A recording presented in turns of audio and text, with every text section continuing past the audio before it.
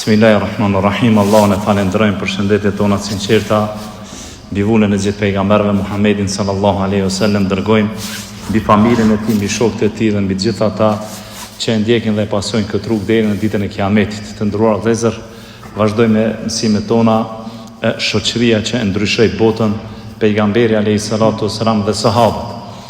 Sonto vëllezër do të lexojmë para jush ndodhinë e dytë që ka ndodhur mes pejgamberit alayhi salatu wasalam dhe sahabiut, pra Miqdad ibn Amir ibn Tha'laba. Para se të tregojmë për ndodhinë e sahabiut të nderuar Miqdadit me pejgamberin alayhi salatu wasalam, fillimisht është mirë me njoft se kush është ky sahabi i pejgamberit alayhi salatu wasalam. Pra emri i Miqdadit është Miqdad ibn Amir ibn Tha'laba, i cili është prej Yemenit. Dhe prej Yemenit Miqdadi ka emigruar në Mekë para se pejgamberit alayhi salatu wasalam të i vije shpallja prej Allahut subhanahu wa taala. Në Mekë Miqdadi ka qenë si i huaj dhe ka qenë një burr trim, i matur dhe ka qenë i sinqert. Dhe sinqeriteti e ka bërë që Miqdadin me birsu dhe e ka marrë emrin El Aswad. Pra Miqdadi njihet si Miqdad El Aswadi, për shkak se është birsu prej El Aswadi në Ibn Abdul Jagutit, i cili ka qenë Mekas. Dhe si pasojë e birsimit të Miqdadit radhiyallahu anhu, pra nuk është njohur me emrin e babës së vet, por është njohur me Miqdad El Aswad, e jo Miqdad ibn Amir ibn Tha'laba, për shkak se është birsu. Tham, ka qenë i ri, ka qenë i fort, ka qenë i pashëm, pak i shnosh, me bark madh, ka qenë trim, ka qenë i sinqert, radiallahu anhu, ka pas një pamje madhështore. Dhe gjatë jetesës së tij në Mekë o vëllezër, Miqdadin e ka pengu jetesa se si e jetonin Mekasit. Posaçërisht ata pra ju kanë bë pa drejtësi të hujve aty, dhe po ashtu e ka pengu shumë adhurimi i dhujve. Dhe kjo shumë e ka pengu Miqdadin. Dhe kur pejgamberit alayhi salatu wasalam i vije shpallja prej Allahut subhanahu wa taala, ai ka qenë prej një ndër të parët që ka pranuar Islamin dhe është bë musliman. Pse? Kjo padyshim ka qenë dhuratë për Allahut subhanahu wa taala, por po ashtu ai e ka po në profetin e Zotit, pra sinqeritetin e tij, dhe ka po virtyte shumë të mëdha te pejgamberi alayhi salatu wasalam, dhe nuk ka hezitu, edhe më herë e ka pranu Islamin. Sikur se thot Abdullah ibn Mesudi radiallahu anhu, i cili thot se Miqdadi ka qenë në mesin e 7 personave që e kanë pranu Islamin. Pra që në fillim o konë prej atyre të parëve që e ka pranu Islamin. Dhe me pranimin e Islamit të Miqdadit, mas një kohë, Allah subhanahu wa taala urdhëroi që mos thirrën në emën të birsimit, por të thirrën në emën të baballarëve të tyre, si thot i Madhi Zot tek sura Ahzab numër 5, thot thirrni të birsuarit sipas etrave të tyre, kjo është më drejt në sy të Allahut, dhe pas fjalës së Allahut subhanahu wa taala, pra Miqdadin pra e kanë thirrur në emën të babës, mirë po ka qenë i njohur Miqdad el Aswad. Miqdadi ka qenë shumë i varfër. Mirë po varfria nuk e ka bërë që ai mu largu në shërbimin e pejgamberit alayhi salatu wasalam. Dhe Islami prej robit Miqdadin e ka bërë zotni, sepse i ka dhënë dinjitet. Sepse ka qenë rob, kur e ka pranuar Islamin, është liru dhe o bë zotri për shkak të Islamit dhe e ka marrë dinjitetin. Miqdadi tregon një ngjarje shumë të madhe para se kësaj që do ta tregojmë na. Dhe ajo ka ndodhur mes tij dhe pejgamberit alayhi salatu wasalam. Dhe kjo ngjarje lidhet me betejën e Bedrit. Dhe ju e dini se i dërguari i Allahut fillimisht nuk ka dalë në betejën e Bedrit për me luftu, por ka dalë për me kap karvanin e pasurisë së banorëve të Mekës. Mirë po pejgamberit alayhi salatu wasalam ju imponu lufta. Ju imponu lufta për me luftu. Edhe i dërguari i Allahut Muhamedi sallallahu alaihi wasallam këshillohet me sahabët. Edhe e kërkon miratimin e tyre për t'ju qas luftës. Dhe disa i dërguari i Allahut thot më jepni këshillën, më jepni këshillën, më jepni këshillën. Pse thoshte këto i dërguari i Allahut më jepni këshillën? Për arsye se i dërguari i Allahut në besatimin e dytë në Kabe, kur ka bë beslidhjen me banorët e Medinës, e ka bë që ata me mbrojt, me rujt profetin mrena Medinës, ndërsa Bedri kon jashtë kufinëve të Medinës, pavarësisht diku 170 kilometra larg prej Medinës. Para ti dërguari i Allahut ka kërku pra prej ensarëve me marr besatimin e tyre. Dhe gjatë këtij muhabeti është ngrit Mikdad radhiyallahu anhu dhe i drejtohet pejgamberit alayhis salatu wasalam duke thonë: o i dërguari i Allahut, na nuk themi ty sikurse i than Bene Israilit Musës, shko ti dhe Zoti yt lufto, ndërsa na porrim këtu. Por ne themi, o i dërguari i Allahut, ec ti, na jena mrapa teje. Ti shkon djath, na jemi djath. Ti shkon të majt, na jemi të majt. Ti shkon përpara, na jena mrapa teje. Dhe më thonë, kjo fjalë, kur e ka thonë Mikdadi, ka buzëqesh fytyra pejgamberit alayhis salatu wasalam, sikur se tregon Abdullah ibn Mesudi radhiyallahu anhu, hadithi është tek Imam Buhariu dhe Imam Muslimi, thotë se kur e tha këtë laf Mikdadi radhiyallahu anhu, thotë kum pas qef, thotë më kon unë në vend tina. E ka xhelozu me xhelozi pozitive.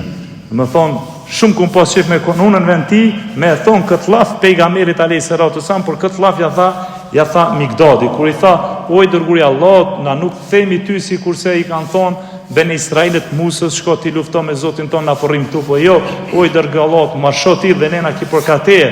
Ne kena me luftu me ty, ndjat shmojt përpara për mbrapa, na gjithmonë kena me kon me ty, dhe pas kësaj pra buzëqeshi fytyra pejgamberit alayhis salatu wasalam, dhe thotë Abdullah ibn Mesudi, fjala Mikdadi thotë, neve na dha kuvet dhe forcë për t'ju qas pra betejës, pra na kemi marrë zemët për me luftu. Edhe Mikdadi ka qenë një prej kalorësve të pejgamberit alayhis salatu wasalam, se në betejën e Bedrit janë dy kalorës, Mikdad el-Aswad edhe ka qenë Abdullah ibn Zubair. Abdullah ibn Zubair kon anën e majt, ndërsa Mikdadi kon në anën e djathtë. Në gjitha betejat ku ka prezantuar i dërguari i Allahut, ka marrë pjesë edhe Mikdadi radhiyallahu anhu, ka vdek në vitin 33 Hijri, moshën 70 vjeçare. Namazin e xhenazës ja ka fal Uthmani radhiyallahu anhu dhe është varros në varrezat e Bekijës Medine. Kjo është shkurtimisht për me ditë historikun dhe me njoft kush është Mikdadi dhe cila është pra ajo ndodhia që do ta tregojmë ne tani, çfarë ka ndodhur mes tij dhe pejgamberit alayhis salatu wasalam, dhe këtë hadith e gjejmë tek Imam Muslimi dhe e gjejmë tek An-Nesaiu, pra është hadithi prej haditheve të saktë. Mikdadi tregon, edhe thotë, kur kanë bërë hijretin, kanë shkuar në Medinën e pejgamberit alayhis salatu wasalam, thotë mu edhe dy shokëve të mi, thotë na iki dëgjimi, na u dobësu thotë shikimi për shkak të urisë të madhe.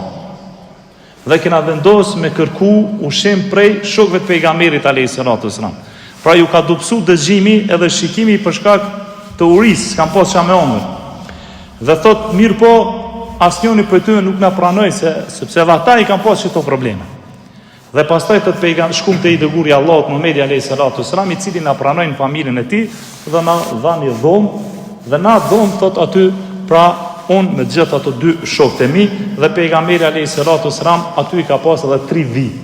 Dhe i dërguari i Allahut Muhamedi sallallahu alaihi wasallam i është drejtuar Mikdadit dhe shokëve të tij duke thonë se milni këto vit, ndanë ushqimin me zvetje dhe një hise malini mu aty. Dhe kështu kanë vepru Mikdadi radhiyallahu anhu me shokët e vet, më thonë i kanë mjell vit, kanë pi hisën e vet, ndërsa hisën e pejgamberit alayhis salatu wasalam e kanë lënë, ndërsa i dërguari i Allahut ka ardhur natën, ka inë në dhomën e këtyve, i ka falë 2 recate namaz, pastaj ka shku tek tasi ku e kanë lënë hisën për pejgamberin alayhis salatu wasalam, edhe e ka pi hisën e vet. Edhe thot Mikdadi një natë për natëve, masi që e kun pi hisën teme, më thonë so kon i fuqishëm, s'ka mujtë edhe mungin. Edhe thot, rash thot me pushu. Edhe erë shejtoni edhe më ngacmoj. Dhe më thot shejtoni, thot Muhamedi alayhis salam, Muhamedi do të ka shku të ensar të shokët e vetë. Edhe ata e nderojnë Muhamedin me pije, me ushqime, me sen. Ai s'ka nevojë për këtë qumshtin që ton kohën e ka pi pejgamberi alayhis salam. Ndërsa ti ki nevojë për këto. Kjo nuk është diçka tjetër post një glënke. Merë thot edhe pije se ti je nevojshëm, profeti hanë edhe pinë për shok. Dhe kështu ka vepruar Mikdadi. Pra ka rënë ndikimin e shejtonit, edhe thot e mora thot tasin edhe e piva qumshtin hisën e pejgamberit alayhis salatu wasalam, momentin do të kur e kumpi, do të vetëm shkojmë mbrana e pash se çfarë ku bën. E pash se çfarë ku bën, mirë po do të përsërit të merr shejtani, tash ti po vjen me një fytyrë tjetër se me keqardhje se çfarë ke bën. Edhe më thot, mirë për ty, thot, çfarë ke bën thot ti kështu? Thot e ke pi hisën e Muhamedit alayhis salatu wasalam, dhe kur të vjen i dërguari i Allahut që ka pas zakon me shku me kap tasin me qumësht, edhe nuk e gjon tasin e vet mbushur me qumësht, a din ti që i dërguari i Allahut ka mu lut kundër teje? Edhe ku të lutet profeti kundër teje, do ti ki mu shkatru, ki me mbet edhe pa dynjon dhe pa heret. Njerë shtini me pi, tash peqet me një pozit tjetër. Thot Mikdadi radiallahu anhu, thot ushtrinë në shtratemin edhe e mbulu, dhe më thonë me qebe, që qebja ma dhe konë se kur i kanë mbulu kryt, ju kanë shplu komët. Kur i kanë mbulu komët, ju kanë shplu koka. Dhe herët pejgamberi alayhis salatu wasalam, sikur se e ka pas zakon, hinin dhomë, i falit 2 rekate namaz, masi që i falit 2 rekate, thot shkoj tek veni ku e kemi lonë gjithmonë tasin me qumësht. Dhe kur e pa pejgamberi alayhis salatu wasalam që nuk është tasi, Mikdadi poris gjutë, s'peze gjumi. Më thonë se e ka buat gabim, tash pe pret se çfarë do të ndodhë, se shejtoni tha komo lut profeti kundër teje. Ato nuk peze gjumi. Edhe kur erdhi dërguari i Allahut, e pa tasin so, Mikdadi quhet edhe pekëshyr, dhe kur e pa i dërguari i Allahut që nuk është tasi, Mikdadi po thot tash ti përfundova, unë marrova. Tash thot komo lut i dërguari i Allahut Muhamedi alayhis salatu wasalam kundër meje, dhe unë do të shkatrona, do ta hupi edhe dynjon edhe ahiretin. Dhe i dërguari i Allahut kur e ka pa që tasi ti është i shprast, ka thonë: o Allah, ushqej ata që më ushqyen dhe jep ju për të pirë ata që më kanë dhënë për me pi. Kontra, profeti po bën dua.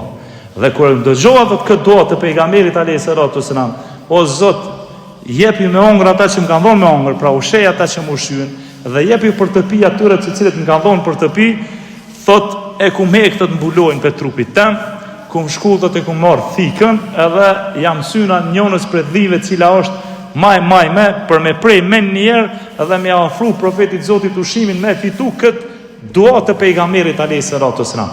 Dhe thot, kur afrova të këdhia e par se gjitë e dhisi shin mush kret me qumësht. Nuk e preka, shkoat e tjetra, thot, e njëjta gjë, atër thot vrapova dhe e mora një enë të familjes së pejgamberit alayhis salatu wasalam, dhe jo atë tasin e vetë kur kam pikë ta kretë bashk, thot e musha me qumësht deri sa shkumoj, thot qumështi dhe u mush deri në gryk. Dhe pastaj ma qumësht shkova te pejgamberi alayhis salatu wasalam, edhe i dërguari i Allahut më pyeti dhe më tha: a keni pi ju hisën e juve? I thash: o i dërguari i Allahut, pi. Dhe i dërguari i Allahut pif prej atij tasit me qumësht, dhe përsëri i thash: o i dërguari i Allahut, pi.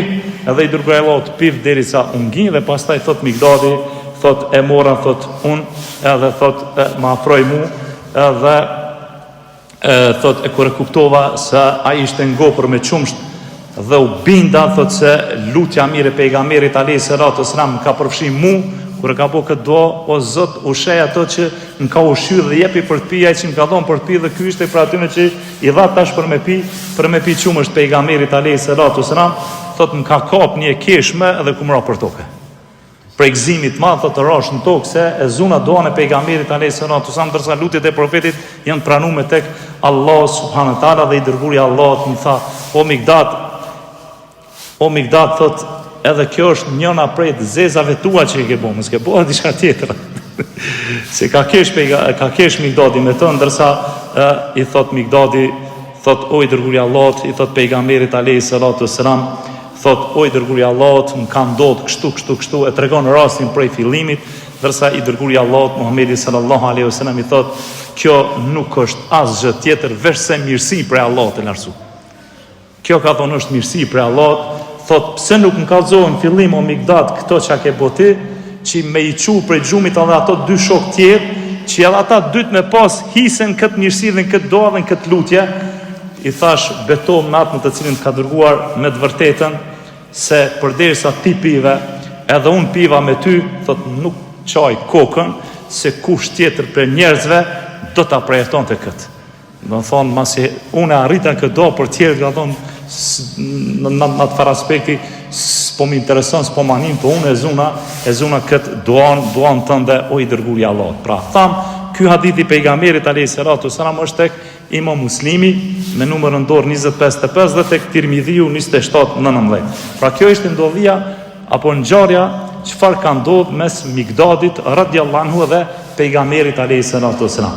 Për këtij hadithi madhështor dietarët kanë nxjerrë dobi dhe mësime të shumta, të cilët disa prej tyre ne do t'i përmendim. E para është se kjo vepër e pejgamberit alayhis salatu wasalam, afrimi, dhemshuria, ndihma ndaj umetit të tij, ndaj sahabëve të tij, tregon se sa i dhimbshëm ka qenë profeti me njerëzimin, se sa i dhimbshëm ka qenë profeti me sahabët, dhe sa i afërt ka qenë pejgamberi alayhis salatu wasalam me afërt. Dhe kjo ka qenë edhe natyra pejgamberit alayhis salatu wasalam. Pra nëse i kthehemi mësimeve kur kena tregu për virtytet e pejgamberit alayhis salatu wasalam, i kena pasë si ka qenë i dërguari i Allahut, karsi e sahabe, dhe pikrisht kështu edhe e ka përshkruar Allah subhanahu wa taala tek sura Tobe, ajeti 128, ku thotë i Madhi Zot, tash ju ka ardhur një i dërguar nga xhiri juaj, ati vjen rënd për gjunat që bëni ju a dëshiron të mirën me gjithë zemër, që ju të shkoni rrugës së drejtë dhe është i butë dhe i mëshirshëm me besimtarët. Pra kështu ka qenë pejgamberi alayhis salatu wasalam, i butë, i mëshirshëm, i afërt, ndihmëtar, pra karshi shokëve të tij. Dobia tjetër është o vëllezër për këtë hadithi është se ky hadith na tregon gjendjen e rëndë të shokëve të pejgamberit alayhis salatu wasalam, fillimet e Islamit. Pra kanë vujt, s'kan pas me ongër, s'kan pas me pi. Në dersin e parë treguam atë se çfarë ka ndodhur me Ebu Hurajrën radhiyallahu anhu. Dhe në ka ikë një detaj aty, dhe më thonë që Ebu Hurajra prej dhimbjes të madhe të barkut, që nuk ka pas çka me ongër, është rokullis në për xhami. Është tri dhe është rokullis në për xhami, derisa sahabët tjerë xhamati kur e kanë pasur se çfarë po bën, kanë menduar se mos o shmend ky njeri, atë çfarë ka bën kështu, më thon si gjeste. Ndërsa ai ka vujt prej dhimbje të mëdha që s'ka pas çka me ongër me pi, për me nol dhimbjen i ka bo këto veprime. Dobia tjetër është se paksimi i ushqimit dhe paksimi i pijes mundët insonit me ja dobësu edhe dëgjimin edhe shikimin, si kurse ndodhi me Mikdadin dhe shokët e vetë, tha s'kishim qa me ongër dhe çka me pi, dhe kjo do të reagojnë dëgjimin tonë dhe në shikimin tonë. Dobia tjetër është se i dërguari i Allahut Muhamedi sallallahu alaihi wasallam ka qenë më bujari, ka qenë më fisniku, edhe pse vetë i dërguari i Allahut ka pas nevojë për ushqim, ka pas nevojë për çatas me çumësh për vetin dhe familjen e vet. Mirë po, atë ushqim të pak që ai ka posedu, ai ka bërë ortak edhe ehlus sufe, ata që kanë hinë në Islam dhe s'kan pas ku me nejt, që kanë qëndruar në xhami, që tregum në dersin e kaluar. Pra, në pijen e vet, në ushqimin e vet, i ka bërë i dërguari i Allahut ortak edhe ata, më thonë bashkë e kanë hongër dhe bashkë e kanë pi atë ushqim. Dobia tjetër o vëllezër është se udhëzimi pejgamberit alayhis salatu wasalam gjatë dhënies së selamit nuk është me bërtit me Zot madh. Selam aleikum. Po me thon selam me të butë. Çfarë tha sahabiu? Tha e dha selamin butë kur ka i para se mi fal dy recate, e ka dhënë njerë selamin, pastaj është lidh namaz. Edhe thot Mikdadi, thot aq butë e ka dhënë selamin, ai që ka qenë pra i zhut e ka dëgju, ndërsa ati tjetërit që kon gjumë nuk e ka prish gjumin. Dhe kjo është suneti i pejgamberit alayhis salatu wasalam, që kur e jep selamin mos me bërtit apo mos me ngrit zonin, por me dhon ma but. Dobi tjetër është o vëllezër se prej sunetit dhe veprës së pejgamberit alayhis salatu wasalam është edhe falja 2 recateve kur hin në shtëpi. Dhe kjo është një sunet i harum tek na. Domethënë këtë vepër e ka bëu pejgamberi alayhis salatu wasalam. Kur ka i në shpi, njeri ka falë 2 recate, pastaj është drejtu tek familjarët e vetë. Po ashtu i dërguari i Allahut kur ka ardhur edhe prej rrugës, nëse ju kujtohet e kena përmend në derset e virtyteve të pejgamberit, kur ka ardhur prej rrugës ose kur ka ardhur prej betejës, domethënë nuk ka shku direkt në shtëpi, po ka i në xhami së bashku me sahabët, i kanë falë ka 2 recate dhe pastaj kanë shku në shtëpi. Cila është urtësia kësaj, dietarët kanë tregu. Urtësia kësaj është se kur kanë shku këta në xhami, kanë folë 2 recate, familjarët, nonat edhe gratë e kanë ditë se ju kanë orë burrat. Edhe gratë janë përgatitur për mi prit burrat e tyre. Janë vesh, janë zbukuru, që kur shkon këy në shtëpi, me pa grunë e vesht, edhe ky mu qetësu, do me thonë të, sepse në udhëtim insoni që shit gjona. Apo kupton, për çato dhe i dërguari Allahut Muhamedi alayhis salam, kur ka ardhur për udhëtimit ose kur ka ardhur për betesë, po ashtu sahabët nuk kanë shkuar me njerë drejt në shtëpi. Por i kanë falë 2 rekate, sepse në shtëpi granimi janë në zonët me pastrim, me përgatitjen e ushqimit e kështu me radhë, ndërsa ata e kanë bërë këtë vepër, këtë sunet të pejgamberit alayhis salam. Dobia tjetër është vëllezër se gjithmonë dhe gjithherë shokët e pejgamberit alayhis salam kanë pas frikë prej zemrimit dhe të pakënaqësisë dhe lutjes kundër tyre. Për atë Migdadi kur e boni këtë veprim nuk e ka zënë gjumi gjithë natën. Pse? Se e ka kuptuar çfarë ka bërë. Më thënë e ka thënë një marrëveshje që e kanë bërë me pejgamberin alayhis salam, duke mendu se kur të vjen profeti i Zotit, e shet tasin e shprast, tash i dërguari Allahut ka mu lut kundër veprës teme, edhe lutja e profetit është e pranuar tek Allah subhanahu taala. Që i bie duhet me pas edhe na kujdes që mos me thy sunetin e pejgamberit alayhis salam. Pra mu mundu me praktiku sunetin e profetit, e jo me e bo, me e lon sunetin dhe me e ngjall në anën tjetër e bidatin. Dobia tjetër është edhe kujdesi dhe gëzimi i madh i sahabëve për me marrë një lutje të mirë prej pejgamberit alayhis salam. Sepse lutja është e pranuar tek Zoti. Për atë edhe Migdadi kur tha i dërguari Allahut, ushqej ata që më kanë dhënë ushqim dhe jep ju me pi ata që më kanë dhënë me pi, me njerë u ngrit për me kap duan e pejgamberit alayhis salam. Dobia tjetër është vëllezër se i dërguari Allahut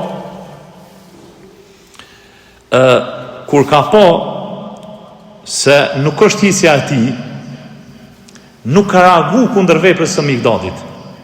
Mirë po është lut për të mirën e tij. Çfarë kuptohet për kësajna? Kjo e me kuptu se i dërguari Allahut Muhamedi alayhis salam nuk është marrë me gjërat e dynjos. Se kjo kom prej seneve dynjos. Por është përkupu për gjërat që afrojnë tek Allah. Është marrë me ahiretin dhe jo me gjëra të cilat janë gjërat vogla të dynjos, që dynja është kalimtare. Për ato as nuk ka reagu, as nuk e ka çortu, por ka qenë kundërta, ka bë dua pejgamberi alayhis salam. Por të na ndodhte neve një gjë e tillë, na kiametin e kishim bë. Pse preke, pse morre, unë jam kon kështu e kështu marrë, ndërsa i dërguari Allahut nuk e ka bë një gjë të tillë. Po ashtu o vëllezër që ajo që përfitohet prej hadithit të pejgamberit alayhis salam, pos që lejohet ngritja durve për gjatë lutjes, dhe dini se i dërguari Allahut në betejën e Bedrit i ka ngrit durët shumë lart, saqë i ka rënë dhe gjybja prej krave. Domethënë kur të lutesh mi çu durët për pjet, derisa thot sabi është po të badhurat në sqetulla, njëjtën gjë edhe lejohet edhe ngritja e kokës. Domethënë pos durve dhe kokës, kështu ka vepruar pejgamberi alayhis salam, siç thotë edhe Migdadi radhiyallahu anhu, se i dërguari Allahut kur u lut e ngriti kryt për pjet edhe tha marrova unë. Mirë po i dërguari Allahut e tha të kundërtën, o Allahu shejta që më ushqyn dhe jepnu për të pi këtyre që më kanë dhënë për me pi. Dobia tjetër është vëllezër se lejohet njeriu me pi derisa të nginjet, përderisa është e mjaftueshme ushqimi dhe pija dhe për të tjerët. Domethënë nëse ka boll, bën mungi edhe me pi edhe me ushqim, por nëse e sheh se ajo pije dhe ajo ushqim është mungesë për të tjerët, pi sa me largu urinë dhe me largu të eshtrit. Dobia tjetër është se shokët e pejgamberit alayhis salam edhe ata kanë qenë njerëz, edhe ata kanë bë, domethënë gabime, domethënë se shpirtrat e tyre janë sikur se shpirtrat e njerëzve të zakonshëm. Dhe kështu i ndodhi edhe Migdadit radhiyallahu anhu. Pra shejtani ja zbukuroi atë vepër për me shku me pi hisën e pejgamberit alayhis salam dhe pastaj pra edhe u friksua prej veprës të cilën ai e ka bë. Mirë po, ata gjithmonë e kanë luftu nefsin e tyre për me bind që duhet mi u bind dhe duhet mi nështru Allah dhe duhet mi u bind dhe duhet mi nështru pejgamberit alayhis salam dhe kanë vepru si pas urdhrave të Allah dhe urdhrave të pejgamberit alayhis salam. Pra të dhe Allah subhanahu taala pra ju ka pranu atyre veprat dhe lutjet dhe ka çu bereqet të këta dhe Allah pra ka qenë i knasht me veprën e tyre, po ashtu ata kanë qenë të knasht me Allahun pra krijuesin e gjithësisë. Dhe dobia tjetër është se i dërguari Allahut Muhamedi sallallahu alaihi wasallam ka nejt me shokët e vet. nuk është izolu, është shoqëru me ta, i ka dëgju bisedat e tyre. Dhe ky është një prej udhëzimeve dhe praktikave të pejgamberit alayhis salatu wasalam që po na mungon neve. Prandaj na duhet me marrë mësim prej kësaj vepre të pejgamberit të Zotit. Edhe i dërguari i Allahut e ka pas familjen e vet. Mirë po ka nejt me sahabët, i ka dëgju hallat e sahabëve, ju ka dhonë këshilla sahabëve. Pra ka qëndru pranë tyre, ka qëndru afër tyre. Siç thot i dërguari i Allahut Muhamedi alayhis salatu wasalam, e transmeton një hadith që është hadith kutsi, Sheikh Albani rahimullah dhe Sheikh Shuaib Arnauti rahimullah, që të dytë e kanë vlerësuar këtë hadith për haditheve të sakta dhe është tek Syneni i Ebu Davudit, ku thot i dërguari i Allahut se Allah subhanahu taala ka thonë: "Un jam Rahmani, i gjithëmëshirshmi", ndërsa lidhjet farefisnore i kanë quajtur Rahim. Pastaj thot: "E kam emërtuar Rahim për emrin tim, Rahman, i gjithëmëshirshmi", ndërsa mbajtja lidhjeve fisnore është Rahim. Pastaj çfarë thot Allah subhanahu taala? Andaj thot: "Kush i mban lidhjet me të, do t'i mbaj edhe unë lidhjet me të." Nëse ne i mbajmë lidhjet tona me të afërmit tonë, dhe Allah na i mban lidhjet me neve.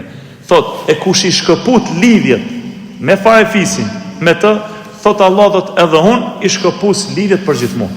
Tham, hadithi është i saktë Syneni Ebu Davudit dhe tek me numër ndor 694 dhe Sheikh Albani edhe Sheikh Shuaibi e kanë vlerësuar prej haditheve të sakta, ndërsa i dërguari i Allahut po si kanë bërë lidhjet farefisnore me të afërmit, ai edhe ka nejt edhe me shokët e tij, pra me sahabët, dhe dobia e funit për këtë ndodhi mes Mikdadit dhe pejgamberit alayhis salatu wasalam është se njeriu nuk duhet mu mbur me veprat e veta, pa marrë parasysh se çfarë lloj vepre bën. Nuk duhet mu mbur. Edhe nëse ti je meritoria se vepre që ja ke bën. I dërguari i Allahut Muhamedi sallallahu alaihi wasallam e pa tasin e shprast. Mikdadi e mjeli delën, edhe e pa se u mush tasi me çumësht. Kjo ka qenë mrekulli për Allahut subhanahu taala. Mirë po, a i tha i dërguari i Allahut Mikdadit: "O Mikdad, kjo është për shkak se unë jam i dërguari i Allahut"? Jo, por çfarë tha i dërguari i Allahut? I tha: "O Mikdad, kjo nuk është asgjë tjetër vetëm se mëshirë prej Allahut subhanahu taala." Pra, gjithë ja atriboj Allahut subhanahu taala. Prandaj çdo vepër tonë të mirë që na e bëjmë, nuk duhet me atribu vetes, po gjithmonë edhe gjithherë duhet me ja atribu Allahut subhanahu taala. Ky është mësimi jon për sonte. Elusim Allahun e lartësuar të na falë dhe mëshiron deri në dersin tonë të radhës. Sallallahu alaihi wasallam. Wassalamu alaikum.